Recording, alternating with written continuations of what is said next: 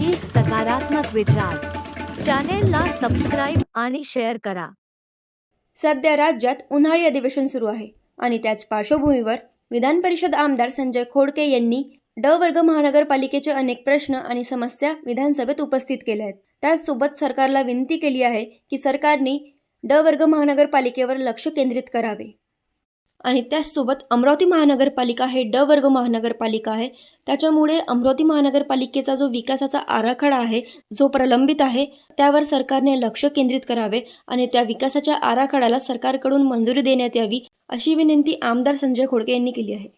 खऱ्या अर्थानं ड वर्ग महानगरपालिका जी आहे, जसं आमची अमरावती महानगरपालिका ड वर्ग, आपण पाहिलं की दिवसेंदिवस शहरी भागाची लोकसंख्या वाढत आहे.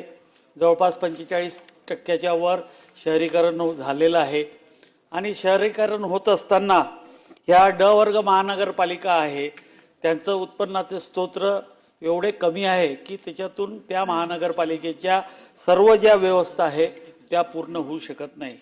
मागे आपल्याला जर आठवत असेल तर नागपूरला एकनाथ शिंदे साहेब असताना त्यांनी मुख्यमंत्री नागरी सडक योजना म्हणून जाहीर केली होती, परंतु त्या योजनेला आतापर्यंत कधीही बजेट प्रोव्हिजन करण्यात आलेली नाही.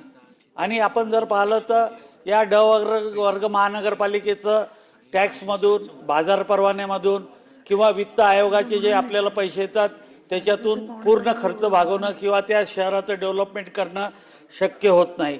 आणि त्यामुळं या महानगरपालिकेला बजेटमधून किंवा नवीन काहीतरी त्याच्यासाठी धोरण आखण्याची खऱ्या अर्थानं गरज आहे. नाहीतर आमच्यासारख्या ड वर्ग महानगरपालिकेमध्ये आज जी परिस्थिती आहे की वर्षभर कॉन्ट्रॅक्टरचे पैसे देऊ शकत नाही, आमचे कर्मचाऱ्यांचे पगार होऊ शकत नाही आणि त्याच्यामुळे हे प्रश्न जे आहे त्या प्रश्नासाठी खऱ्या अर्थानं शासनाने ज्या छोट्या महानगरपालिका आहे ड वर्ग क वर्ग याच्यासाठी नवीन धोरण आखण्याची गरज आहे.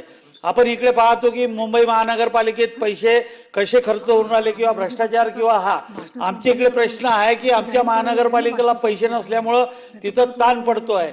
तर त्याच्यासाठी आपल्याला नवीन धोरण या छोट्या महानगरपालिकेसाठी करण्याची खऱ्या अर्थानं गरज आहे. आपण पाहतो की नगरोत्थानचे जे पैसे आपण नगरपालिकांना देतो, आता तो GR नगरोत्थानचा जो GR आहे तो महानगरपालिकेसाठी आहे, तो सर्वच अ वर्ग ब वर्ग क वर्ग साठी सर्वांसाठी आहे. आणि तिथं जो GR आहे त्या GR मध्ये 70% पैसे शासनाचे आणि 30% त्याला मॅचिंग ग्रँट द्यायची आहे, ती महानगरपालिका द्यायची.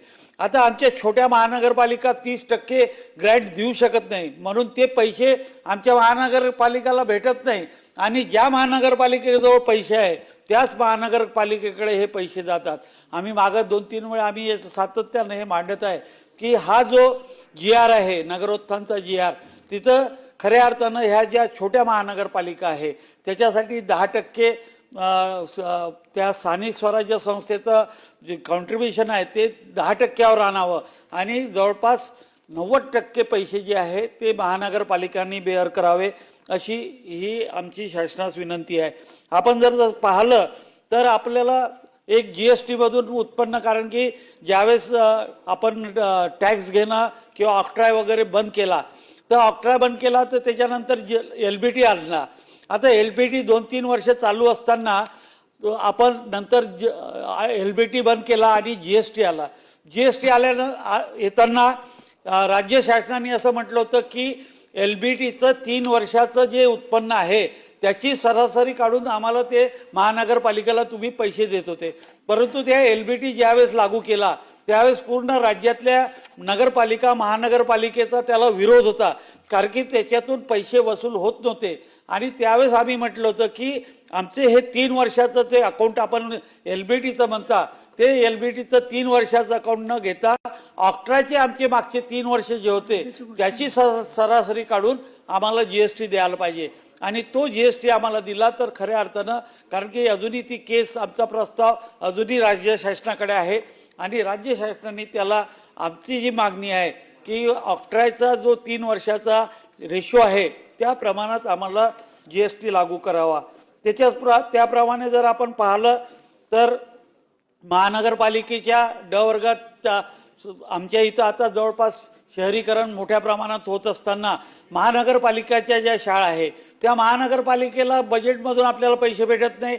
DPTC-मध्ये त्या महानगरपालिकेच्या शाळेला हेड नाही आणि त्याच्यासाठी खऱ्या अर्थानं या सर्व योजनेसाठी राज्य शासनाने या महानगरपालिकेच्या ज्या शाळा आहेत त्याच्यासाठी नवीन हेड ओपन करून महानगरपालिकेच्या शाळेला खऱ्या अर्थानं मदत करण्याची गरज आहे.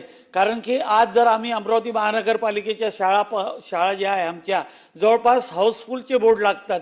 तिथं आम्ही CBSE चालू केलं, इंग्लिश चालू केलं, परंतु आज अशी परिस्थिती आहे की तिथं ज्या सुविधा द्यायला पाहिजे त्या सुविधा देण्यात आम्ही त्या बिल्डिंग्स बांधण्यात किंवा त्या बाकी इलेक्ट्रॉनिक बोर्ड असतील, मुलांना कपडे असतील, हे देण्यासाठी आमची महानगरपालिका सक्षम नाही. आणि त्याच्यासाठी खऱ्या अर्थानं महानगरपालिकाच्या ज्या शाळा आहेत त्याच्यासाठी महानगरपालिकेच्या नगरविकासकडून त्याच्यात बजेटरी प्रोव्हिजन करण्याची खऱ्या अर्थानं गरज आहे. आमचा एक सर्वात महत्त्वाचा प्रश्न अमरावती महानगरपालिकेचा जवळपास 19/11/2019 विकास आराखडा अमरावतीचा पूर्ण तयार होऊन इथे मंत्रालयामध्ये आला आणि जवळपास 7 वर्ष झाले त्या विकास आराखड्याला मंजुरात नाही मिळत आहे. आणि 7 वर्षापासून आमचा जो पूर्वीचा जो विकास आराखड्याचे जे रिझर्वेशन होते तेही काम करू शकत नाही आहे आणि नवीन जो विकास आराखडा करून पाठवला त्यालाही जवळपास 7 वर्षापासून मंजुरात मिळाली नाही आहे. माझी शासनाला विनंती आहे की जो विकास आराखडा आपल्याकडे आलेला आहे 7 वर्षापासून जो पेंडिंग आहे त्याला खऱ्या अर्थानं मंजुरात देण्याची गरज आहे. त्याचप्रमाणे एक विषय आमचा SRAच्या संदर्भात आम्ही सातत्यानं पाठपुरावा करून आलो.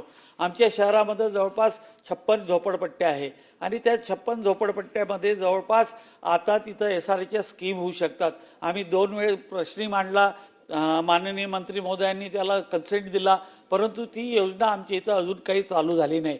माझी शासनाला आपल्यामार्फत ही विनंती आहे की येणाऱ्या काळामध्ये अमरावती महानगरपालिकेमध्ये ज्या झोपडपट्ट्या फिजिबल होऊ शकतात तिथं तो SRAचा प्रोजेक्ट अमरावतीमध्ये चालू करावा ही विनंती करतो आणि सभापती महोदयांचे आभार मानतो.